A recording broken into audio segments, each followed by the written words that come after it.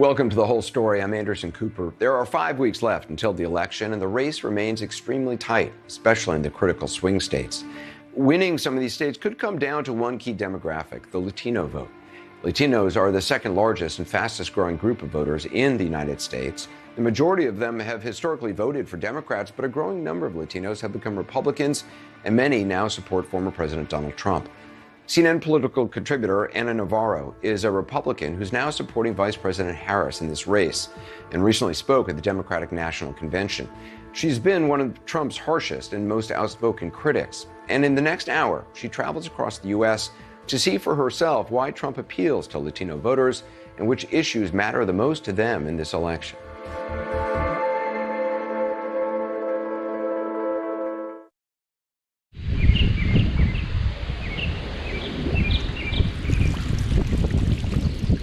Muchacha, vamos. We keep hearing about the Latino vote, this mythical Latino vote. At any given moment, any news channel, you're bound to hear about the Latino vote. And a lot of times, it's not Latinos talking about it. It's talking heads in Washington or New York, not exactly the communities that are going to make or break the election. I think the Latino vote could be crucial to deciding these elections. And I wanted to hear it from actual Latinos.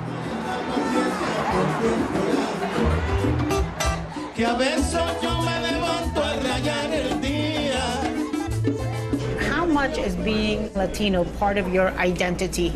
I think you're looking at it now.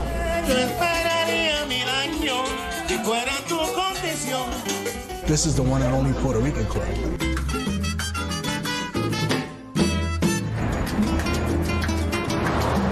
We're in the Heights, Luis Miranda. How do you describe yourself? I'm Puerto Rican and Latino. Do you even call yourselves Latinas? I say Latine because it rhymes with saltine and I like it. I'm a Chicano Mexican-American kid from LA. I'm Cuban until the mariachis come out and then Viva Mexico.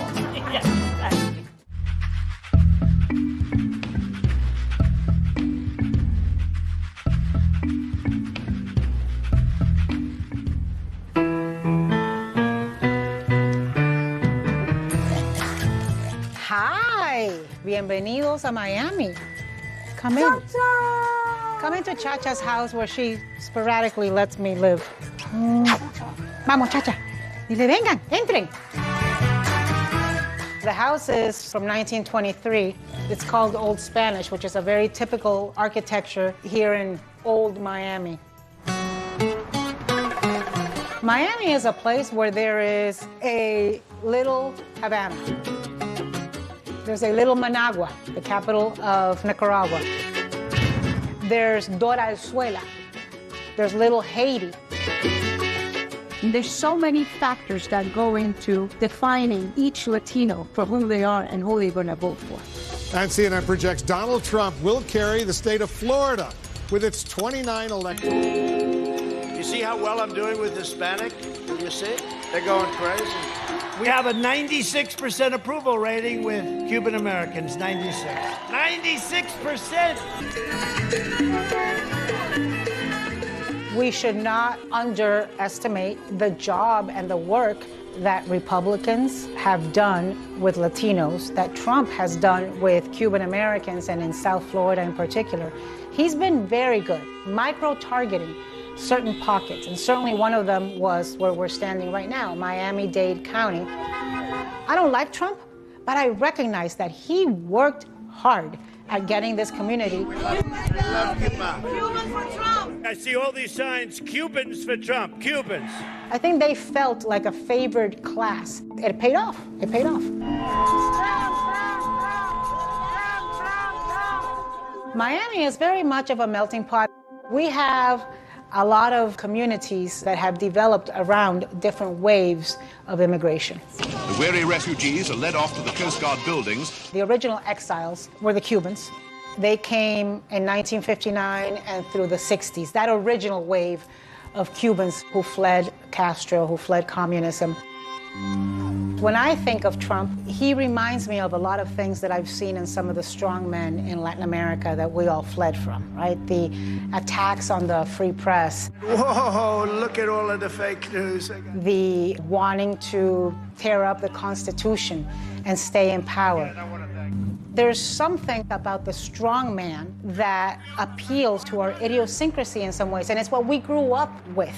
Men don't cry. Men don't show softness, don't show compassion, don't show emotion. That's kind of ingrained into Latins from the moment we're born. And I think they see that toughness and bravado and they equate it to leadership in Trump.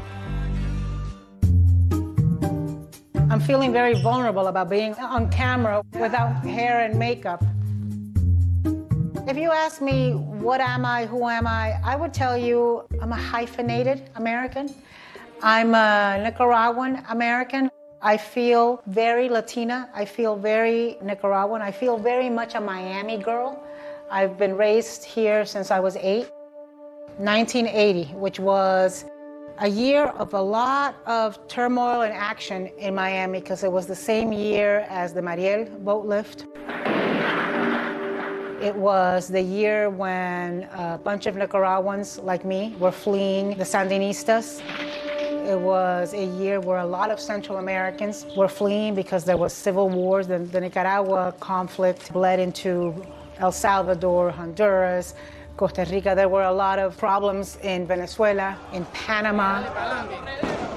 My parents tried to protect me as much as they could from what was happening outside.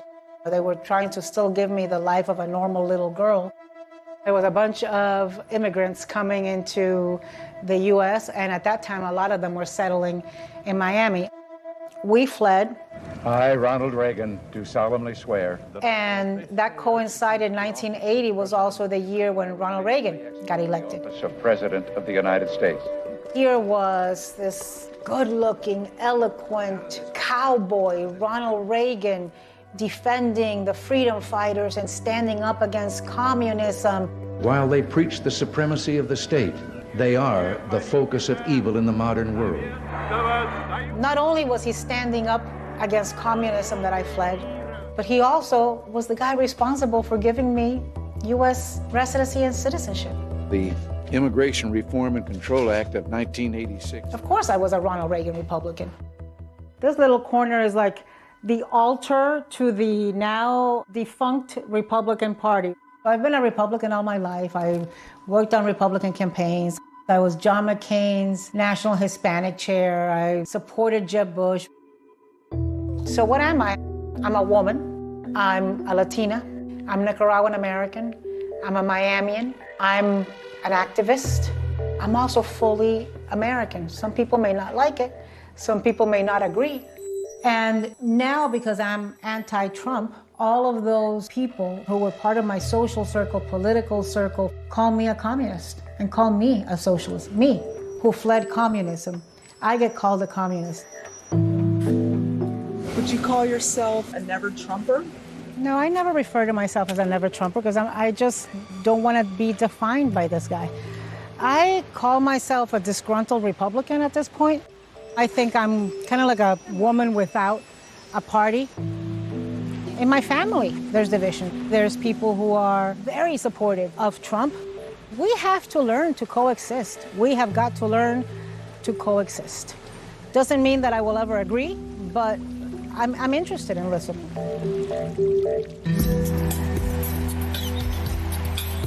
Ed! Welcome to Texas. Gracias, hermano. Bienvenida.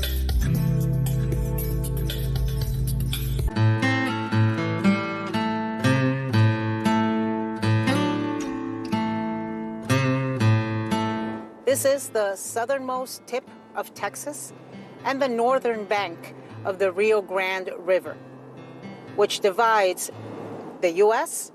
from Mexico. We're starting here because there's been a significant shift in politics here. The Rio Grande Valley is 90% Latino. It's a microcosm for what's going on in America. We're on our way to meet up with Ed Lavandera, CNN correspondent who's been covering this region for years and years.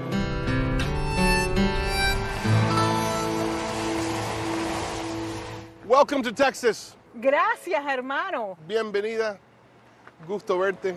Ed, get me out of this truck. Nobody told me there'd be exercise. So good to see you. So where are we? We are near the little city called Harlingen, and this is a really massive area. Kind of a quiet place, right?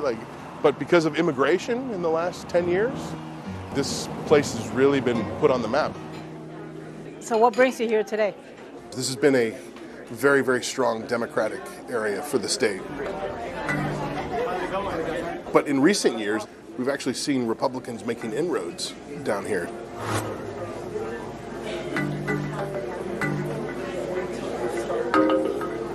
Do you think it's Trump specific, or do you think it's the Republican Party? That's a hard question to answer. I think Donald Trump and the Republican Party probably combined. We interviewed a gentleman named Ruperto Escobar, who's a farmer. He lives in a little community near Roma, Texas, Escobares. His family is from that area for centuries. And is Ruperto vocal about his politics? Oh yeah, he's been vocal for a while. The Bush family turned him into a Republican years ago. He describes himself as a Hispanic American, but he doesn't have kind of that identity that you and I have. So it kind of really speaks to how difficult it is to kind of pinpoint the Latino vote and the Latino identity. Does this view get old for you? No, it's a beautiful view, isn't it? It never gets old. And right now it's very quiet, calm. It almost looks nice. But at night, this place comes alive. And you don't want to be here. That's my grandmother's house. It's abandoned now, but I grew up in there with my grandma. What kinds of problems have you had with smugglers here on the property? One evening, I was coming from the field, I was driving a tractor, and I could see one window was lit up. So I knew that there was illegals in there. So when that happens, does it bother you? It'll be like anybody walking into your house and stealing something from you. I feel, yes, to some degree, invaded. The way Donald Trump talks about it, yeah. You know, you've got rapists and killers and people straight out of an insane asylum passing through your property, but the way you describe it, I don't really feel like you get that sense. No, because those people don't stop here. Never has anyone of them, the migrants, knocked on my door to tell me, hey, can I have a glass of water? Or can you please give me $20? No one has ever bothered me.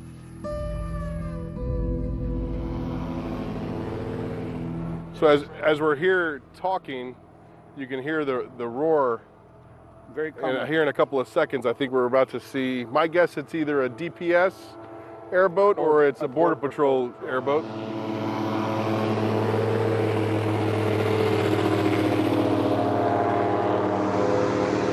That's a common sight every day. Oh yes, 2-3 times a day. It's just part of the scenery down here. Yep. So it's interesting, though, because I describe it as ground zero for the immigration issue, right? Here we're at the border, and you say that for some of these people, like Ruperto, that's not the driving issue. This is a farmer who lives on the border. Migrants pass his house weekly. He's had run-ins with cartel members carrying AR-15s on his property. And I think at the end of the day, what drives him the most is economics. Do you think Democrats or Republicans are listening enough to Latino voters? That's a good question, you know. I think the Democrats are doing a better job of getting to securing the Latino vote. Interesting. What are you doing with all my tax money? I'm not eating properly in my home because I'm giving all this money to you. What in the world are you doing with my bucks? Makes me angry that they squander so much of it, both sides.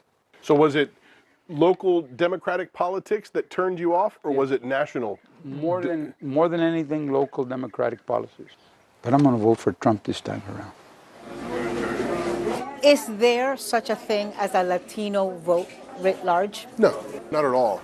Down here, you're going to find Latinos who work in the oil field, are hunters, so they're more open to gun rights. So to paint everybody with a broad brush is impossible, and probably like dereliction of duty if you're involved in politics.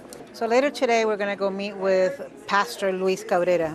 You are a child of the living God. He's the pastor of an evangelical Christian church. How much does religion and politics intersect here? You just kind of watch the changing dynamics of the religious culture here along the border. And Protestants have made big inroads into what has generally been kind of a Catholic area. And I think that's a huge, huge deal.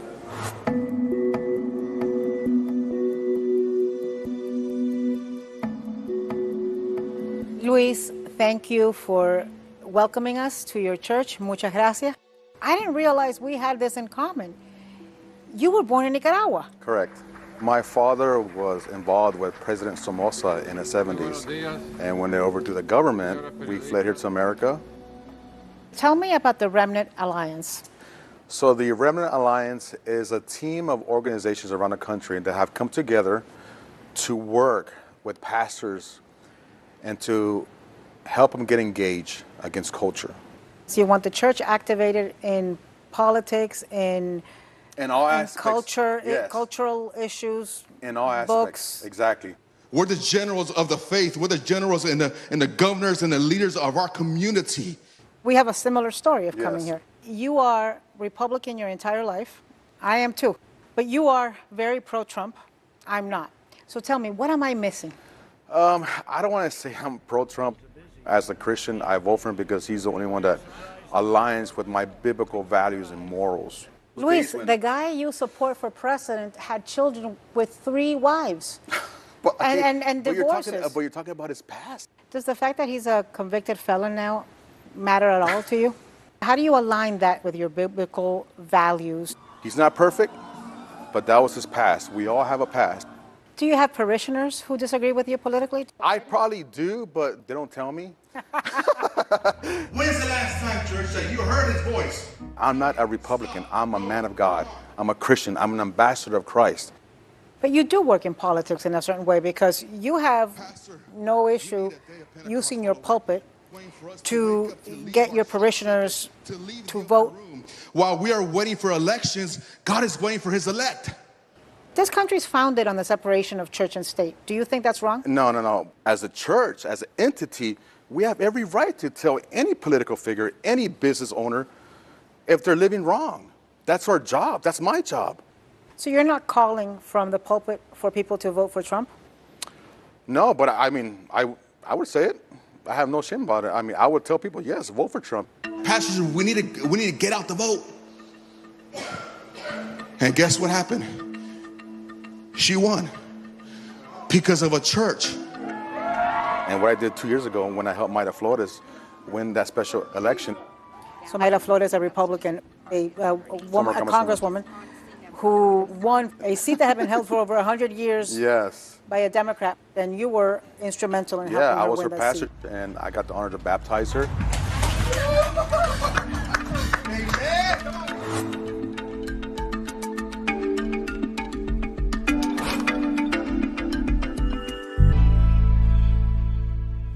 What are you looking for in this election? Oh, I'm looking for the church to rise up like never before. I'm looking for not a red wave. I'm looking for a holy wave.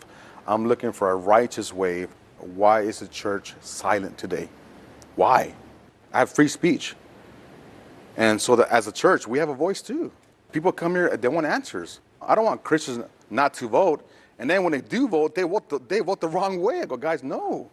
We got to vote according to the Word of God. We don't need to make America great again. We need to make America godly again.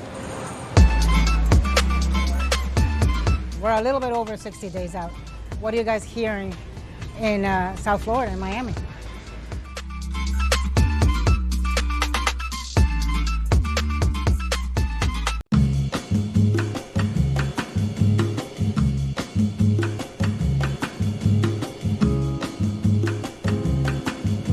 I'm I'm back in my hometown of Miami at Giralda Plaza, a revitalized area of town where a lot of Latinos hang out. A lot of young Miamians come here. I'm here to meet with the Pelaez sisters. They are activists. They are quote machines. We met with them back in June, a few weeks ago. We're a little bit over 60 days out. What are you guys hearing in South Florida, in Miami? We went to a family reunion and kept getting pushed into corners because people wanted to express their enthusiasm. People wanted to Is that different than how it was? It's different. I think the sense of people wanting to be present, wanting to have an action. It's like every weekend, it's like, where can I canvas? Who's knocking on doors? You all were hosting a debate watch party for the Trump-Biden debate. How'd that go? It was heartbreaking. I think everybody was shocked. We were having a debate watch party with Luis Miranda and Latino activists in New York, New Jersey area. It was pretty devastating. For 3.5 years, we're living in hell. We have the Palestinians and we have everybody else. So what'd you guys think? First impression? I think it was a train wreck. I really do. I think the next poll is going to have Trump ahead. I think we lost voters. I think we turned off people from the process.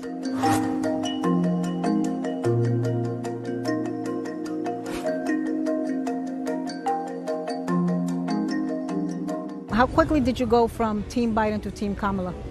The minute he announced he was going out, I thought the only person that could step in was Kamala Harris. Do you think it's a mistake to write off the Cuban vote, to write off Florida? I think with Cubans, absolutely. They haven't made up their minds yet. In my view, it's been decades of work and ground laying by the Republican Party, linking Democrats to communists and socialists. And I don't feel that Democrats have done anything to combat that narrative, and it's stuck. Comrade Kamala Harris, you're fired. We have a history of dictators. So when you have a guy come out and say, I'm going to take care of everything, Cubans are like, oh yeah, I recognize that. That makes sense. He's going to take care of everything. We've heard it before, and the movie is horrible. Can we change the script? I think the same about Paola. I think he's incredibly dangerous to our community. He's become the most influential political voice amongst the Cuban American community in South Florida. I would say the New York Cuban American community, yes. He's running for mayor of Miami-Dade. I don't think he has a chance. I will offer the voters a hard line against those who will impose their socialist, communist agenda on our people. He's on YouTube. He has a fan base. Y hemos comenzado.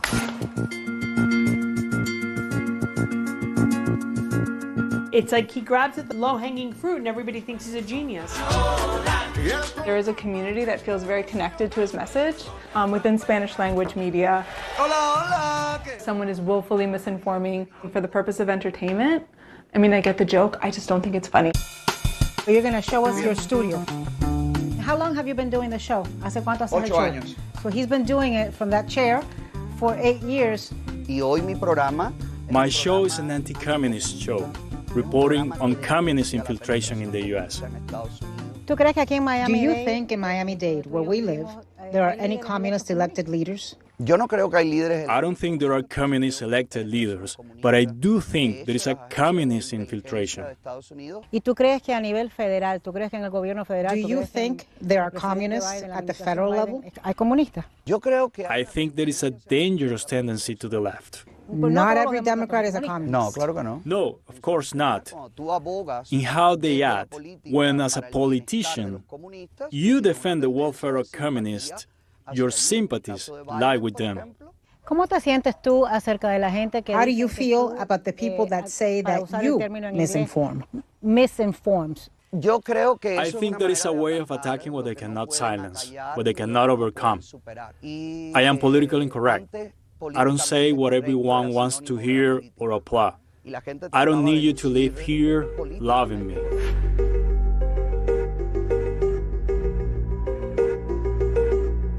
Trump has been posting AI-generated images of Kamala looking a little bit like Che Guevara, calling her comrade Kamala. Is that sticking at all? It's not sticking. You're not seeing any traction. You're not seeing any momentum behind that argument because this has been such a step away from a very tired playbook.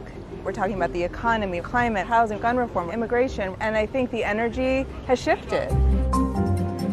In June, it was Joe Biden has a Latino problem. Now, I keep hearing about a Latino reset. Is that accurate? Is that what you're hearing? And is that playing out in Miami? On the issues, I think we're persuadable.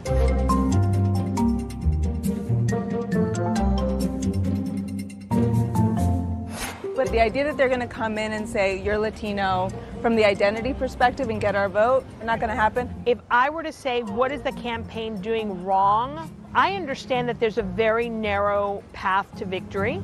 You have to hit those swing states repeatedly. I get it. You have an army of people here that are doing the work for you. Come once and let them know I'm with you.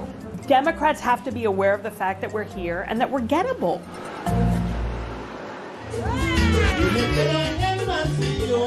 What do the campaigns need to do on the ground to get this vote out? Expand.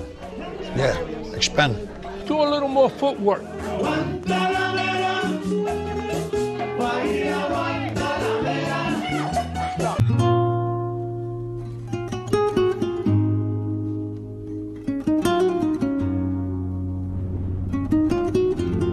We are in Cumming, Georgia, an hour north of Atlanta. You'll remember, in 2020, Joe Biden won Georgia by the infamous 11,000 votes. This year could be even closer. And 10% of the population in Georgia is Latino.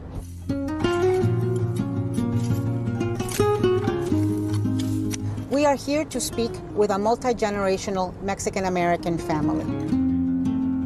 And at 2 months away from the election, these conversations can be fraught with tension. So let's go talk to them and see what they have to say. Hola, familia. Can you tell me a little bit about yourselves? In 78, I entered illegally. Through the desert, through the hills. ¿Y tú cómo viniste? And how did you come to this country? Como todos venimos por el cerro. Like everyone else, we came through the hills. It was one day, but it felt like an eternity. We were about to lose our lives. And how did you become an American citizen? I fixed my situation during the amnesty in 88. I'm an American citizen. It's the first time I'll vote.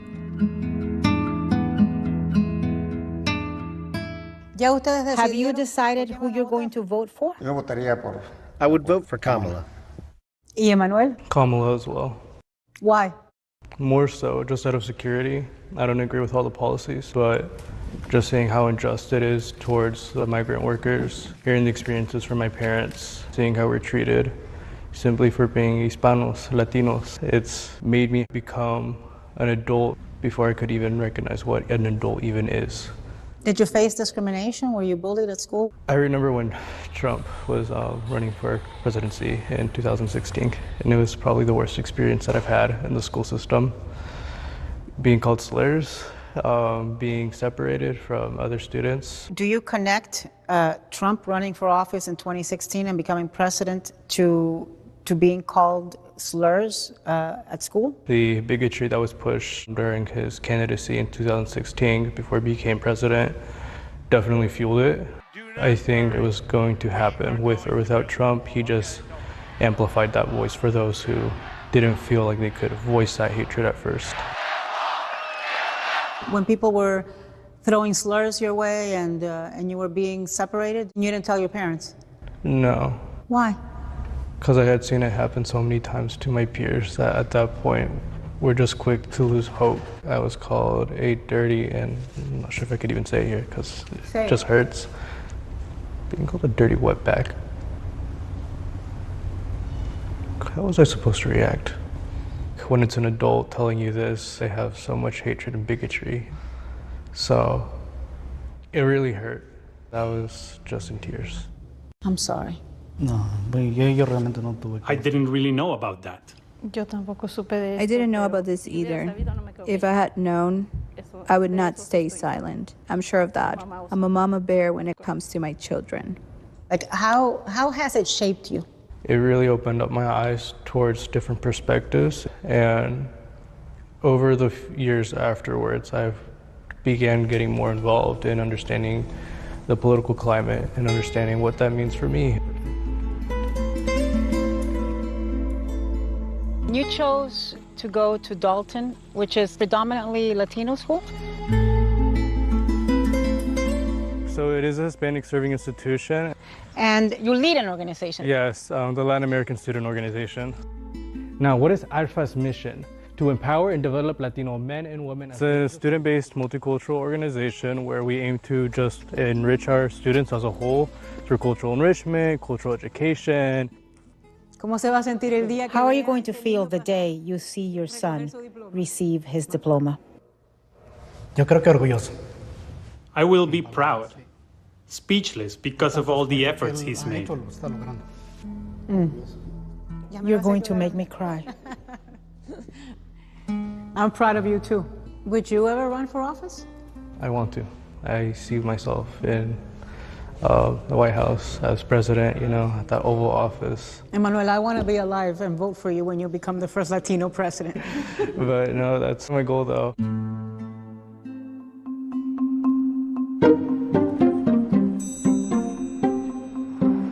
It's early September. I'm in Bethlehem, a city about 60 miles north of Philly. Here in Pennsylvania, Kamala Harris is polling higher with Latinos, but the state at large is up for grabs. I'm about to meet with members of a Puerto Rican social club started by steelworkers. I want to talk to these folks about how they're feeling as we are inching closer to the elections. So let's go in and see what these Puertorriqueños have on their minds. I want to hear about this social club. My father was one of the founders here. It's late 1950s, the club was built so those that didn't have a place to go would come in here with families. I don't think people realize the role of the Latino vote in Pennsylvania. It's the third largest Puerto Rican community in the United States after New York and Florida. Let's talk politics. We laugh because we normally have board meetings and we come here to discuss everything about the club. We end up having political fights instead. We wind up having our political debate here. There's not that many places where people can be having healthy discussions. We need more of that in this country. But okay, now cough it up. Who's voting for who? I'm voting for the one that's right to me, which is the first female president. I'm Republican with a question mark. I honor my veterans, and I'll die for my veterans. When I hear someone degrading us, calling us stupid, it hurts. He has done some good things, but when he opens his mouth, all that good goes to waste. We don't have to make America great again. America always been great. Do you feel added pressure because you know that you are in a swing state that is key to winning this election? We have to all get out there and vote and make sure that when we push that blue button, the Democrats win the election this year. As long as my family is well, is happy, and enjoying life freely, if it takes me to stay blue, I'll stay blue. So is this the first time you're going to vote This is my Democrat? first time, Democrats, yes. A lot of people think Donald Trump appeals to Latino men because of the machismo. We have a strong character, but that machismo stuff, that's with the old school. The new generation, we're not like that. What do the campaigns need to do on the ground to get this vote out? It would be nice if they would knock on the door. Do a little more footwork.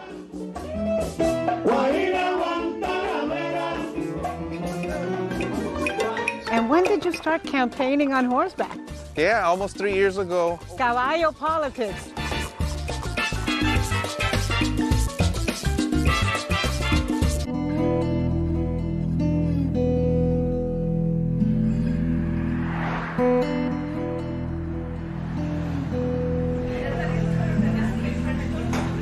I was born here in Southern California. I grew up in these streets. We're a very organized community. We call it the Comunidad de Caballo. people that are part of the equestrian community. Growing up, the local council member didn't exist. That wasn't a thing for us. We didn't have a lot of representation. I try to ride regularly. I think the beauty of this community is that many people moved here from other places so they can have this lifestyle. Put my foot in here. I did this. Armando, tell me about where we are. This is Miraloma, a neighborhood in the city of Jurupa Valley. It's one of the youngest cities in California. Been incorporated for about 13 years. The city is about 120,000 people. My district is around 25,000. In terms of Latinos, we're over 70%. So how did you get into politics? I've always worked around immigrant rights and other policy and reform movements. Here in Miraloma and Jurupa Valley, I saw a need, and so I was elected to represent our ranchos. Oh, we're turning here. Let's hold here. When did you start campaigning on horseback? Almost 3 years ago. Caballo politics. Do you feel that you're on the radar screen of statewide candidates and national candidates? The reality is Latinos here feel that we've been failed by both parties. We've had attacks on one end and failed promises on the other. I was part of the group of people that was completely disengaged from Biden. He has almost as many deportations as Trump did during his administration. In terms of policy, we didn't see enough. So I think that's where they're losing Latinos. What do you want to hear? What do you want to hear from candidates? Well, from Kamala Harris, I want to hear a vision. I want to hear a proposal for the Latino community. I'm a Democrat, but when we talk about Democrats historically, there's been really a fight to see who's tougher on immigration. Fixing the border is tough. So is Kamala Harris. We need to hear how she's going to address the family immigration backlog. We need a humane approach to immigration. I'm not planning to vote for Donald Trump. I never have. However, what I hear is really a disengagement from the Democrats, the lack of true engagement with Latinos, with Latino men, with families. Explain this phenomenon with Latino men finding Donald Trump appealing. Some of the appeal is about machismo. I think that's false. There's consistent effort to cast Latinos as racist, as anti-immigrant, and as misogynist. I think that's a false equivalency. Latino men are trying to lead, right? They're trying to protect and provide. Es que este es mi primer caballo. This man, who came to the U.S. illegally as a teen, crossing the border, A votar por Donald Trump. he told me this was going to be the first time he votes, and he said he's voting for Trump because he thinks there needs to be control of the border and because he wanted a change. El presidente siempre trabaja en The vice president always works on the same path, and I think that if she remains in office, we are going to stay on the same path in which they have set us on currently. If you could talk to Donald Trump, if you could talk to Kamala Harris, what would you say to them? How are we going to ensure that Latino families build wealth over the next generation? How are we going to ensure that Latino-owned businesses are thriving? Have you decided who you're voting for? I haven't. I think this is a major opportunity to pivot into a new direction. All right, Ana, I want to drive you around the barrio. Okay, You Hector. and your little perrito, Cha-Cha. So right now we're in Boyle Heights, majority Latino neighborhood, mainly Mexicanos, but you also got Centro Americanos and just Latin Americans all over. How proud are you of your identity? Oh, it's who I am. I'm a proud Chicano kid. I was raised by the barrio here. Where Eastside Love in Boyle Heights, when we started playing at this band and coming up, Eastside Love always opened its doors.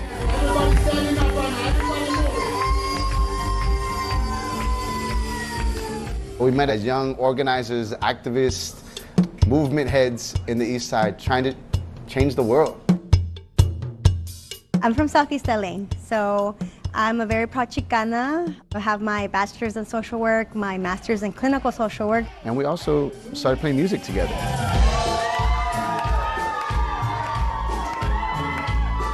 The music is actually a combination of music from all over Latino America. How do you guys turn the social work, the community activism into music? Everything I thought was true was based on a lie I learned in school. We had a big vision for creating a world where many worlds exist. I grew up in the 90s, so it felt dangerous to be who I was. I'm a daughter of immigrants who were undocumented for a really long time. Both our parents were undocumented. Every time I see a poll about Latino priorities, immigration is not one of them. For us, immigration is a big deal. Have you ever felt otherized? Oh, hell yeah. Growing up, I didn't want to speak Spanish. I remember when I was a kid, they told me if you speak Spanish, you're going to go with the dumb kids. A lot of surviving in this country meant not being noticed. What do you want to see the candidates discuss? I'll be honest, I was really hopeless a few months ago. We really cared about immigration reform, but we also really care about women being able to have the right to choose. And having healthcare and mental health services. Are you feeling hopeful now? I'm feeling hopeful. I'm excited to finally have somebody that looks like us, that may listen to us.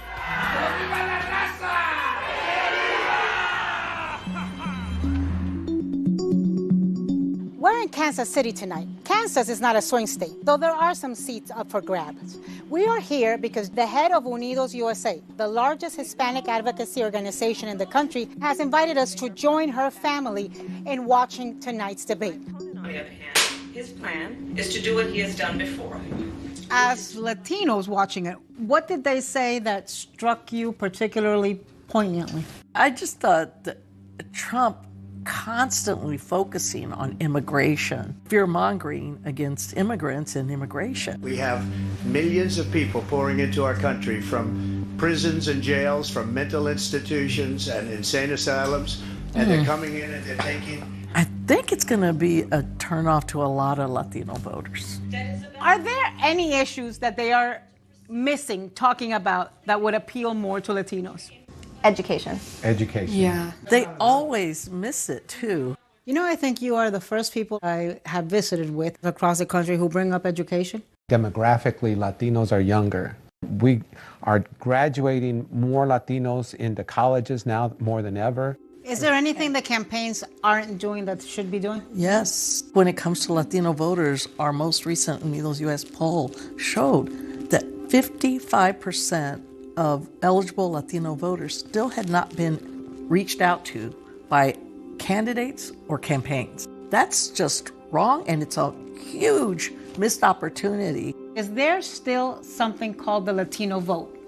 I believe there is still a Latino culture within America, that when you talk about family, it's about an extended family, not a nuclear family. So while a lot of us have been more Americanized, there are still very important ties. I think that is how I define Latino vote. This is called a café cubano, un cafecito, a Cuban coffee. I don't drink coffee anywhere outside of Miami. I think one of the biggest mistakes people can make is say we are one homogeneous blob that does groupthink. We are who we are, plus our experiences and our circumstance. What has come across loud and clear through this documentary is that nobody should paint the Latino vote in America with one wide brush. I'm a citizen of the US, but at the same time, I'm taking the traumas of my families and the generations behind me. It's my duty to be loud about what I think we deserve.